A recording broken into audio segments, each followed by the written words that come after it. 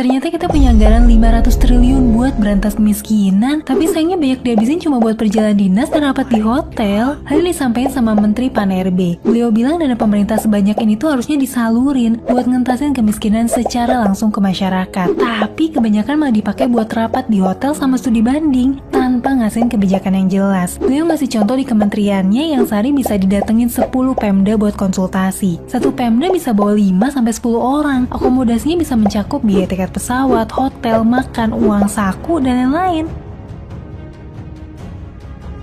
Kita semua pasti mulai menyadari, semua negara besar punya kesamaan di dalam mengelola negaranya. Demi Indonesia menjadi besar, selama masa reformasi dalam 23 tahun ini sayangnya belum menunjukkan bukti keberhasilan bahwa Indonesia karena negara besar. Maka informasi dalam channel Bosman yang selalu membahas cara cerdas bernegara akan memberikan asupan tentang informasi dari berbagai negara dan sistem bernegara mereka sebagai perbandingan pelajaran bernegara. Ada hal yang telah kita kerjakan selama masa reformasi ini sangat banyak. Namun kita harus sadari juga ada banyak lagi yang belum dikerjakan di dalam era reformasi ini yang akan buat Indonesia menjadi lebih baik. Salah satunya adalah kelemahan Indonesia di dalam bermain di dalam kancah internasional atau kancah dunia. Indonesia saat ini masih korban dari kebijakan negara besar dan belum ada tanda-tanda bisa keluar dari tekanan tersebut. Walau banyak masyarakat tidak menyadarinya atau tepatnya ketidaktahuan. Karena ketidaktahuan ekonomi naik 2,5% setahun itu dianggap sudah oke. Menjadi negara pengimpor bahan dasar kebutuhan harian itu dianggap nggak apa-apa. Hutang ke negara lain, pakai mata uang negara lain untuk biaya rutin pemerintahan itu dianggap oke. BUMN yang harusnya untung namun disubsidi itu dianggap oke.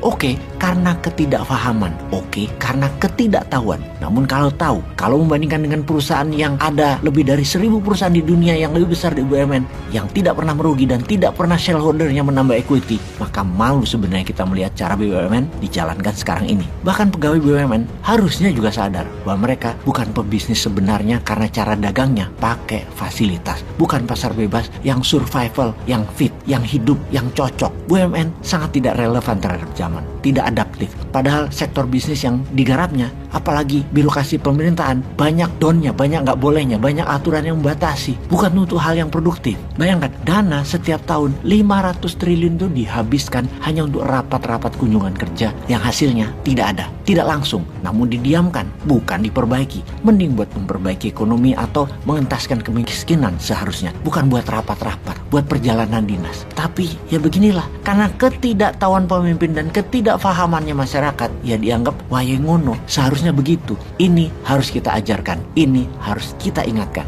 Kembali kebijakan luar negeri Indonesia, kita menengok negara maju bagian dari hegemoni barat, katakan Inggris, Prancis, Jerman misalnya. Yang namanya kesejahteraan rakyat, sarana kesehatan, sarana pendidikan, jalan umum itu friendly terhadap orang tua, terhadap anak kecil, terhadap orang yang memiliki kebutuhan khusus. Taman bermain anak banyak, susunan kendaraan umum, transportasi publik, semuanya nyaman, aman dan baik. Kemudian tamu atau turis asing, Anda dilayani lebih baik lagi dalam hal imigrasi, keamanan, kesehatan. Sarana lokal akan kita lihat dan cemburu deh oleh kebijakan dan apa yang mereka pikirkan oleh banyak negara tersebut. Intinya masyarakatnya happy. Namun kebijakan luar negerinya jangan tanya. Mereka itu bengis buat negara lain. Amerika menyebabkan perang di banyak negara misalnya. Perancis adalah negara dengan koloni wilayah sampai saat ini masih ada 14 negara dijajah Perancis. Belum merdeka penuh dan kejam sekali terhadap rakyat yang dijajahnya Perancis itu. Yang saat ini negara-negara yang dijajah Perancis itu adalah pakai mata uang franc Afrique. Hebatnya, kejam menjajah negara lain secara ekonomi tentunya, atau menyerang negara lain, membunuh rakyat di wilayah lain, rakyat di negaranya, misalnya rakyat di Amerika, rakyat di Inggris, rakyat di Prancis, tidak tahu apa-apa dengan apa yang negaranya lakukan.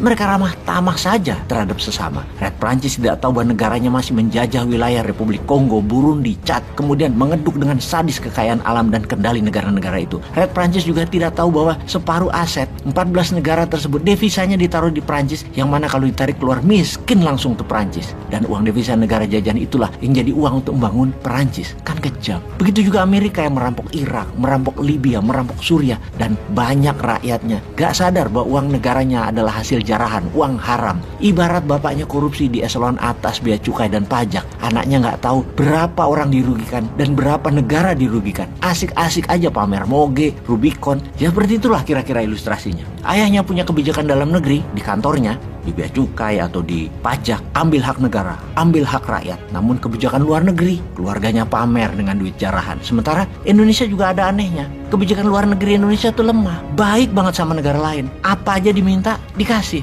Namun sama rakyatnya, fasilitas kenyamanan publik, kesehatan publik ambiar, pajak semua neken habis-habisan. Kayak ikut membangun ekonomi kerakyatan, namun peraturan dan pajaknya menekan. Membangun pakai hutang yang harus nanggung juga rakyat. Dia yang jabat dapat nama, rakyat menanggung hutang negara dapat buzzer doang.